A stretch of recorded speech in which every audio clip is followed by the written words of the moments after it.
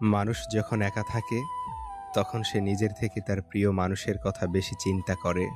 জীবনের মানে সেদিন বুঝবে যেদিন সময় আর পরিস্থিতি একসাথে আঘাত করবে।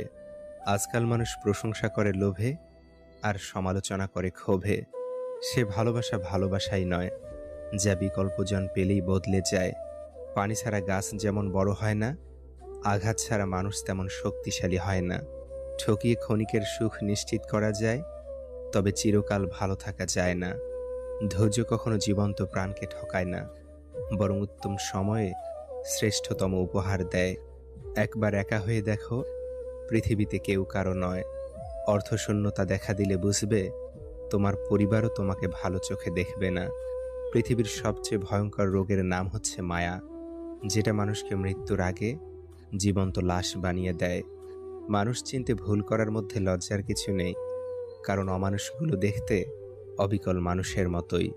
যাকে চোখ বন্ধ করে বিশ্বাস করবেন, যার প্রতি প্রচুর আশা রাখবেন, সে মানুষটা এমনভাবে ঠকাবে জীবনে ভুলতে পারবেন না।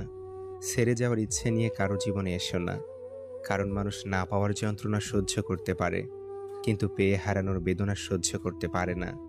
বিশ্বাস তাকেই করো যে তোমাকে কষ্ট দিয়ে নিজেকে অপরাধী মনে করে।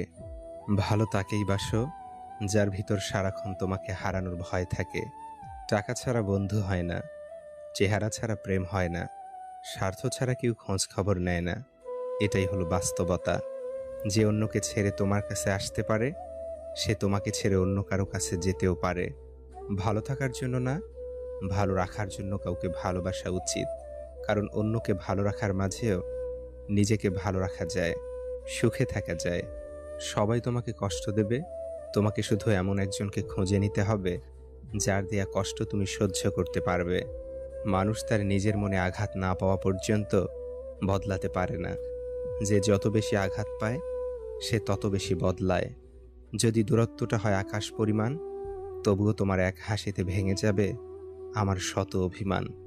বই হচ্ছে শ্রেষ্ঠ আত্মীয়, যার সঙ্গে কোনোদিন ঝগড়া হয় না, কোনোদিন মনোমালিন্য হয় না।